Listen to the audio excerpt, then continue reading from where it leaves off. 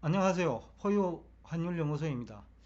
이번 시간에는 미국 연준 의장 그리고 재무부 장관은 2023년에 경기 침체를 부인하고 있죠. 그런데 이제 경제 전문가들은 뭐, 대부분이 내년에는 경기 침체 확률이 40% 이상이다. 그런 얘기를 하고 있죠. 그래서 이제 투자자들 입장에서는 사실 어느 쪽이 있냐가 이제 굉장히 중요하죠. 그래서 2007년에도 이제 이와 비슷한 일이 있었죠. 그때는 서브프라임 사태가 생긴 거고, 지금은 이제 물가 상승이라는 거죠. 그때도 이제 부동산 가격은 큰 폭으로 올랐어요. 그러다 보니까 이제 뭐 은행들이 그 주택 구입할 적에 필요한 돈의 100% 가까이를 대출로 해줬거든요. 그래서 이제 부동산 시장이 거품이 발생했고, 또 급기야 또 금리가 뛰면서 서브프라임, 그러니까 저소득층에서 그 대출 원리금 상환을 못 해버린 거죠. 그게 이제 유명한 서브프라임 사태인데, 지금과 이제 차이점이 있다면, 지금은 이제 물가가 오르니까 가게가 그 실질 소득이 줄어드니까 뭐 못 살겠다 이 얘기죠. 그런 걸 쭉 비슷한 측면이 있기는 있어요. 그런데 이제 그때도 연준은 서브프라임 사태가 경기 침체로 발전하진 않을 거다. 즉 미국 경제에 충격을 줄 정도는 아니다. 그런 얘기를 했어요. 그런데 현실은 이제 서브프라임 사태를 계기로 그 모기지 금리가 급등했죠. 모기지 금리가 급등을 하니까 모기지 채권에 기초한 파생 상품이 이제 종이 조각이 되는 거죠. 그래서 이제 위기의 시발점이 됐는데, 그러니까 위기의 진원지가 부동산 시장이고 모기지 채권 금리 급등이죠. 파생금융 상품이 많았기 때문에. 근데 지금은 이제 부채가 많은 시점에서 또 주식시장에 거품이 과다하게 발생한 시점에 금리가 오르는 거죠.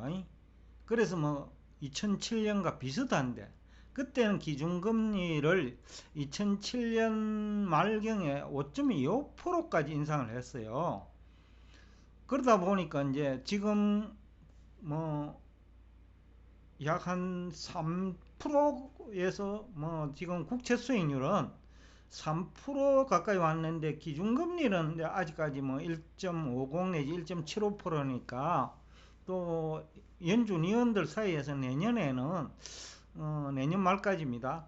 4%대 얘기하는 사람이 많잖아요. 그러니까 비슷하죠. 그 당시에도 빚이 많았고 지금도 빚이 많은데, 어, 그때와 차이점이 있다 하면 보는 통화는 그래 많지 않아요. 그 2007년만 하더라도 그때는 0.80조 원이니까 1조 달러가 안 됐죠. GDP는 그 당시에 2007년 말 기준으로 14조 달러인데, 그러니까 뭐 보는 통화는 10%가 안 됐다는 얘기가 되죠. 그 GDP에.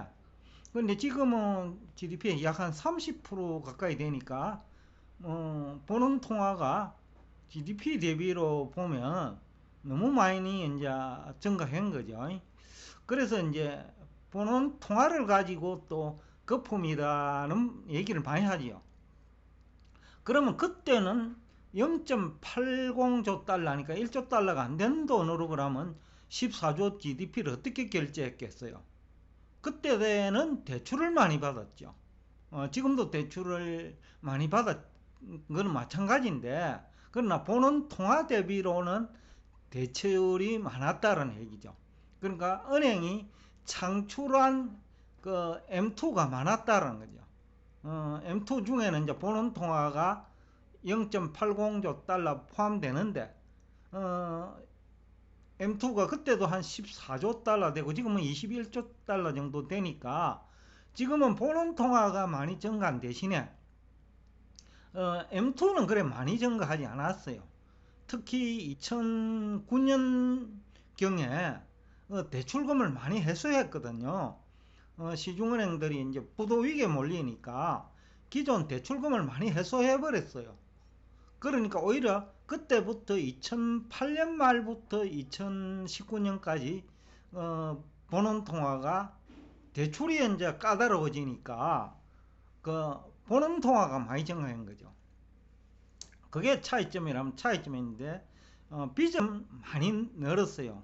그때보다 이제 근로자 임금이 이제 많이 증가했고, 그때는 이제 임금은 낮고 부채는 많고, 그런데 기준금리가 높고, 그러니까 대출금리가 높죠.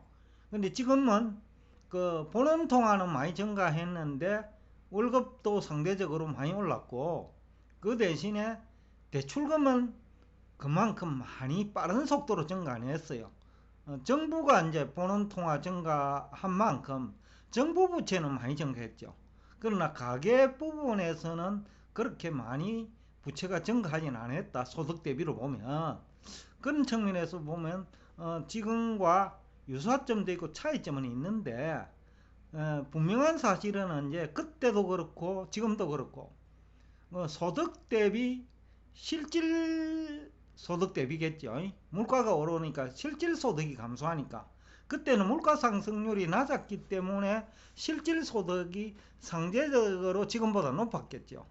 그 대신 금리가 오르니까 부채 부담이 크고, 그러니까 여러 가지 측면에서 비슷한 점도 있고 차이점은 있지만 결국 그 실질 소득이 감소하는 것은 똑같다. 그때는 이제 대출금을 소득 대비 대출금은 많은데 금리가 높았으니까요.